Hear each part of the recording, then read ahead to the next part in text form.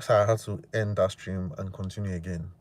All right, so let me just quickly go through this so that we can basically be done with this because I have somewhere to be right now. Um, all right, so we finished with 3AC. Now, if you're basically watching this after the fact, I'm going to be leaving part one of this live section in the comment section down below or in the description down below so you can basically watch it before coming to this. So Voyager Digital is another crypto lending platform that basically loans out yield, right? Loans out cryptocurrency and then basically gives you a percentage on the interest, right? Now, the thing now is that Voyager Digital loaned 3AC, which we were just talking about, $661 million, right? And then it was uncollateralized. So meaning that they gave that $600 million to 3AC on good faith, telling them that, oh, okay, I know you guys are basically big shots, so I'm sure you can pay me back when the time comes. But now the thing is that 3AC also did the same thing, loaned that $661 million to people or other investors, and it was uncollateralized. So basically, it just caused a ruckus in the market. And then once Voyager came to 3AC demanding for their $600 million back, they didn't get it, right? So this now has now forced Voyager to basically limit withdrawals on investors' funds. So if you have, or if you had a lot of money, or if you had some money with Voyager, there was a point in time that you were not going to be able to withdraw it. All right. In fact, now you can't even withdraw it, but they had to like limit it a little bit. So they limited it from, I think if you're taking $10,000 a day, or if you're taking 100,000, I can't really remember, but they definitely they limited it by a lot, right? I think if it was, I think the maximum you could take with them was like, let's say $100,000 you could withdraw in a day. They limited it to $10,000, and then from $10,000 they basically halted withdrawals. All right. So now, what does this mean for Voyager since they can't basically get their money from 3AC? First of all, chances of getting that money back is quite low. So they probably would never get that money back.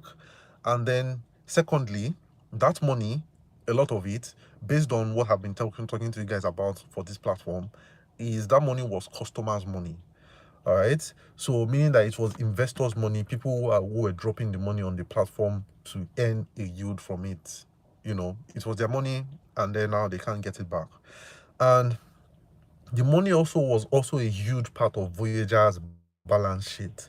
So basically, Voyager gave out a huge chunk of their money, right? So if they had, let's say, $1 billion, they gave out more than 60% of it to a single platform, all right, who has basically defaulted and can't even pay back.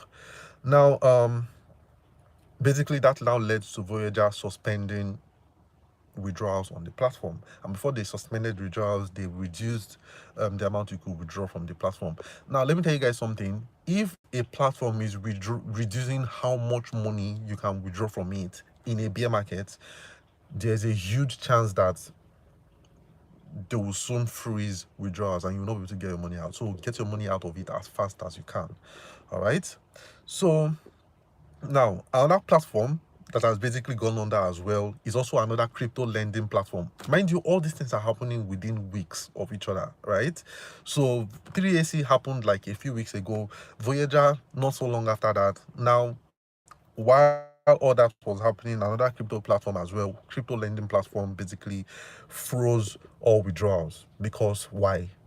They were, um loaning out cryptocurrencies as well, and I'm guessing the people that they loaned it out to can't pay back. So these are all platforms who are lending out cryptocurrency during times like this. And these platforms, you might not know them as that they're lending out your cryptocurrency, but how they're making money from, or how you're making money from those, oh, keep some money here, we'll give you a certain percentage, is that they borrow it to somebody else. But the problem now is that they borrow it to somebody else who cannot pay back. All right. Or they borrow it to people who they didn't even collect any collateral from. All right. So yeah, it's really crazy when you think about it. Imagine borrowing some crypto, your money to somebody, and then you didn't even collect any collateral from them, or you didn't even have any collateral for borrowing them that money. It means that if they can't pay back, there's nothing you can do, right? So I mean, you can sue them, but they don't have the money. So that's another platform, Vault, right? I don't think I mentioned the name. It's called Vault, VAULD. They also froze withdrawals. Another one is Celsius, crypto lending platform as well. They also froze withdrawals. Like I said, how you can know these guys is that they'll promise you a certain percentage.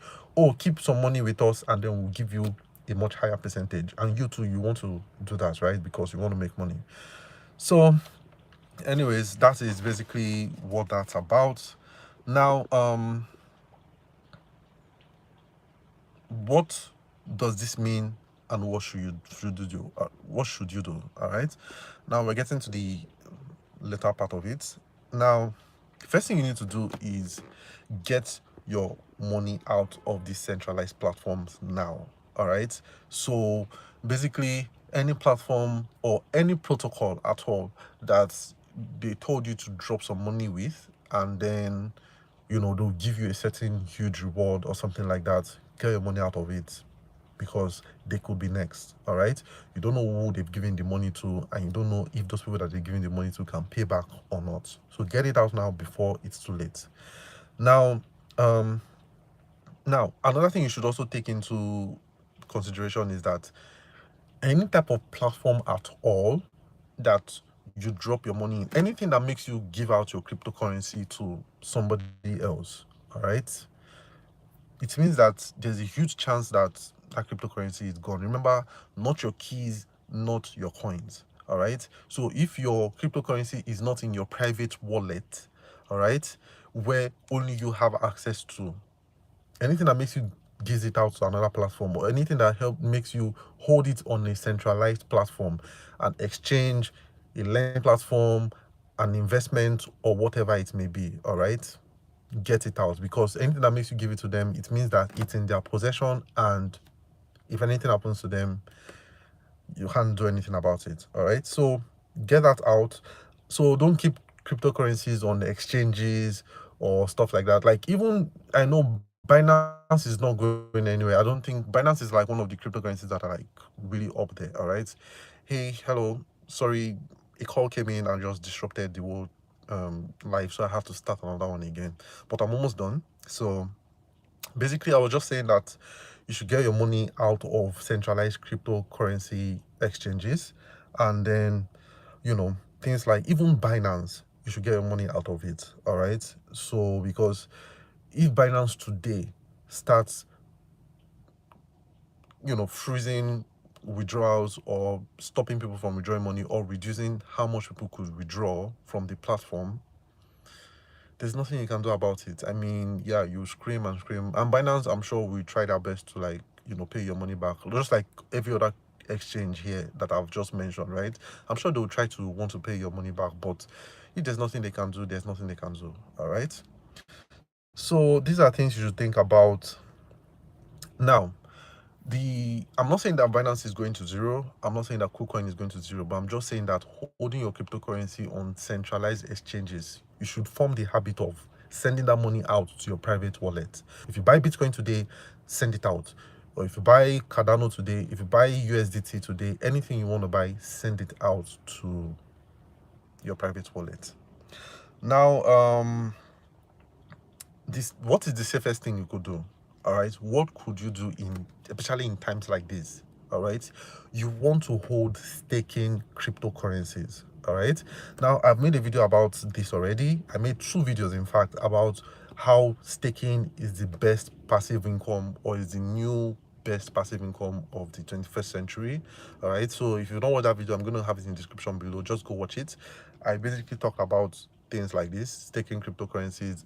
Basically, when you stake, the gist of it is that you get a percentage holding that cryptocurrency. So if you hold Cardano, you'll be getting 5% on that. If you hold Algorand, you'll be getting about 10% on that. So just by holding it. But the difference here is that you are not giving that cryptocurrencies. Now, when you're staking, it's done within the network in your private wallet. All right, I've made a video about this already, so you can go watch it. So when you hold cryptocurrencies that are being staked, when you hold them in your private wallet, the network is giving you that interest. So you're not giving it to, that's different between these platforms I just mentioned and staking. You're not giving it to 3AC, you're not giving it to Voyager, you're not giving it to Celsius, you're not giving it to Vault, you're not giving it to any of these guys, right? You're holding it privately by yourself, and the network, that cryptocurrency network, is rewarding you for holding it. All right. So that is the best thing you can do, especially in a time like this. Like, I hold Cardano, right? And Cardano is like giving me 5%. Even in a bear market like this, I am not even worried. I'm not even bothered at all, because the network itself, is the protocol, is what is, giving me that return. So that is basically what you want to do right now in a bear market, instead of lending out your crypto. All right. And if you still want to lend out your crypto, you most likely should want to do this in a bull market, right? Because once the bear market starts, we can clearly see that these guys basically did it the wrong way. They basically went to go and loan out your cryptocurrency, and then they didn't even collect collateral for that. Something that even what you and I, if we went to the bank to go and collect loan, or if you want to collect loan from anybody, they will ask for collateral, right? These guys didn't do it. Right? I guess they didn't do it based on reputation of those other guys that, oh, I'm sure those guys are doing the things right and stuff like that. But it is what it is. All right. So this is definitely the things you definitely want to do, or this is the type of investment style you want to have right now during this bear market, instead of on these platforms. Now, on Binance, there's also, some of you might also recognize that on Binance, they also offer you a way for you to be able to earning rewards, right, on your assets. Now, like for example, if you hold Bitcoin, I think Binance gives you like 5% or something like that. They are also still lending it out as well too. Like I said, you want to get those type of things out, but Binance is one of the safest, or one of the biggest crypto exchanges out there right now. So you could hold, or you could choose to do that, but there's still risk. All right. But I'm just saying that they are the biggest ones out there, and chances of it going to zero is low. But even within Binance, they have a section. When you go to their end section, I've made a video about this as well, so you can maybe check it out in the description below. I'll put it in the description after this live video. They have a high yield section, and then they have a protected section. Now, the protected means that they have some sort of insurance on your money, so which means that they try their best to make sure it is the safest of the safest practices they are using to, loan out that money or borrow it out, right? So that you'll be able to get your return. But then the downside is that the returns are very, very low, as opposed to the high yield. The high yield is basically like these other guys, right, that will giving you a lot of yield. I think some of them are even going as much as 20%, right? That is a lot of percentage. But then the risk was increased. So Binance has this section as well, where the risk is increased, but the yield too is also high. And then they also have the low yield as well. So you probably want to stick during this time, if you're insisting on doing that, you probably want to stick to the safest option that they have right now. That's something you probably want to do. Yeah. So I guess that is it. I'm sorry guys, I can't really take any questions right now. I really have somewhere to be right now, but that's just what I wanted to show you guys, that, or what I wanted to tell you guys, that you should get out of these lending platforms. They are not the best things you should be doing right now. Instead, hold cryptocurrencies that enable staking on their network. All right, so that's it for this video, and I thank you guys very much, but I'll see you guys next week Tuesday. Maybe I'll do another live, because this live was just interrupted and it was just like all over the place and scattered. But anyways, I'll see you guys soon. Cheers.